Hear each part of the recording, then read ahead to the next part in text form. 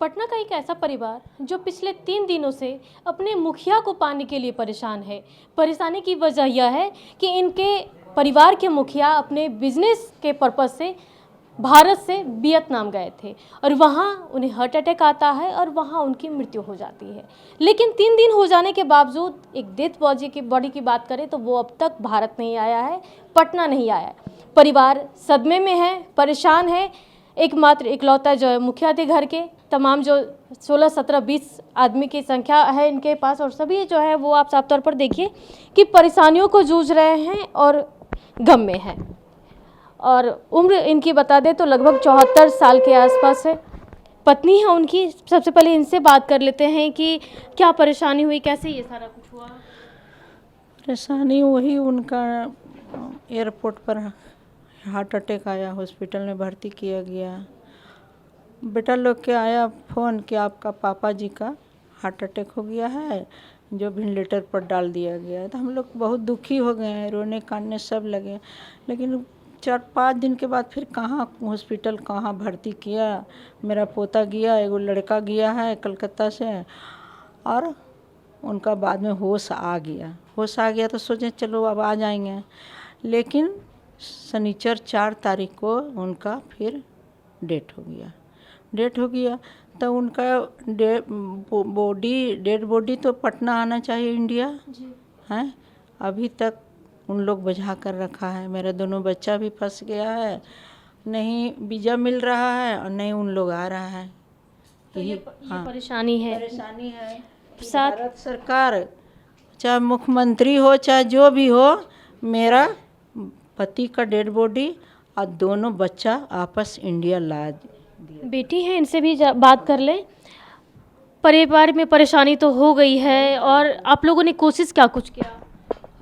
Family के तो सारे लगे ही हुए ही हैं। अब पूरा फैमिली वहाँ, 2 बड़े मेरे अपने वहाँ पे हैं, पापा का बॉडी वहाँ, तो सब तो परेशानी है। माँ का स्थिति ख़राब है, परिस्थिति तो सबका ऐसा ही है, बोलने का तो वो नहीं है। और सबसे बस सरकार से ही निवेदन है कि मेरा फैमिली इंडिया आ जाए, इंडिया आ जाए, और उनसे अनुरोध है कि उनको सेफ्टी से लाया जाए ताकि हम लोग उनके अंतिम संस्कार कर सके, उनका अंतिम दर्शन हो सके। और भी मेंबर से बात कर लेते हैं कि आप बताइए कि कहाँ आप लोगों ने गुहार हर जगह लगाया है, कोशिश क्या कुछ हुई? हम लोग एक्सटर्नल मिनिस्टर विदेश मंत्रालय में इसके लिए बात की थी और कुछ 1-2 सांसद से भी गया है, लेकिन वहाँ कोई रिस्पांस नहीं है। वियतनाम एम्बेसी में कोई रिस्पांस नहीं है। यहाँ तक कि वीज़ा के लिए 10 दिन पहले वहाँ के एम्बेसी, क्या नाम बता था, नाम भूल जाता इसका, विप्रा पांडे का मैसेज भी आया था कि हम 20 वीक में इन लोग को वीज़ा दे देंगे। वो तो छोड़िए, अब इस हालात में भी वीज़ा नहीं दे रहे हैं। ये सारा अपना इंडिया एम्बेसी की गलती है। यहाँ आश्वासन क्या मिला? आप बहुत कुछ बता रही थी। हम लोगों ने एक्सटर्नल अफेयर्स में बात की, इंडियन एम्बेसी में बात की, जो इंडियन एम्बेसी के एम्बेसडर वियतनाम में बैठे हैं उनसे भी बात की। उन्होंने हमें हर रोज़ यही बोल रहे हैं कि हम आपके साथ हैं, हमें सारा मैटर पता है, हम वियतनाम के अथॉरिटी से बात कर रहे हैं। बट दिक्कत ये है कि हमें सिर्फ मैसेजेस आ रहे हैं, कोई रिज़ल्ट नहीं आ रहा है। रोज़ वो यही बोल रहे हैं कि हम बात कर रहे हैं, बट उसके बाद भी उनकी तरफ से कोई रिज़ल्ट नहीं आ पा रहा और अभी तक वीज़ा का क्लियरेंस नहीं आया है। चाहते क्या? यही चाहते हैं कि वीज़ा क्लियरेंस जल्दी से आए। 25 दिन हो चुके हैं, अब तो जिनका हम वेट कर रहे थे वो रहे नहीं, लेकिन हम ये तो चाहते हैं ना कि उनको एक डिग्निफाइड फेयरवेल मिले, वो अच्छे से आए। उनके साथ जो मेरे भैया और अंकल फंसे उनका वीज़ा क्लियरेंस हो और वो लोग जल्द से जल्द वापस आ पाए। कितने लोग गए थे ट्रिप पे? तो करीबन 90 लोग गए थे और पटना से करीबन 25 लोग थे, जिसमें मेरे दादाजी भी थे।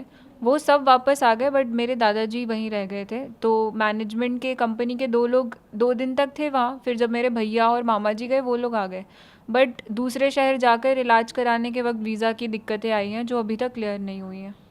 तो ये तमाम समस्याएं जो हैं वो साफ तौर पर देखिए कि परिवार वाले जूझ रहे हैं। वीज़ा जो क्लियरेंस अब तक नहीं हुआ है, अंतिम दर्शन चाहते हैं परिवार वाले और उम्मीद लगाए बैठे हैं बिहार सरकार से भी, भारत सरकार से भी। अब देखना दिलचस्प होगा कि कब तक इन लोगों की जो बातें हैं वो सुन ली जाती है। लेकिन फिलहाल परिवार वाले बेहद परेशान हैं और एक आखिरी जो दर्शन होता है वो करना चाहते हैं। कैमरा पर्सन प्रदीप के साथ अंकिता सिंह, कोशिश न्यूज़, पटना।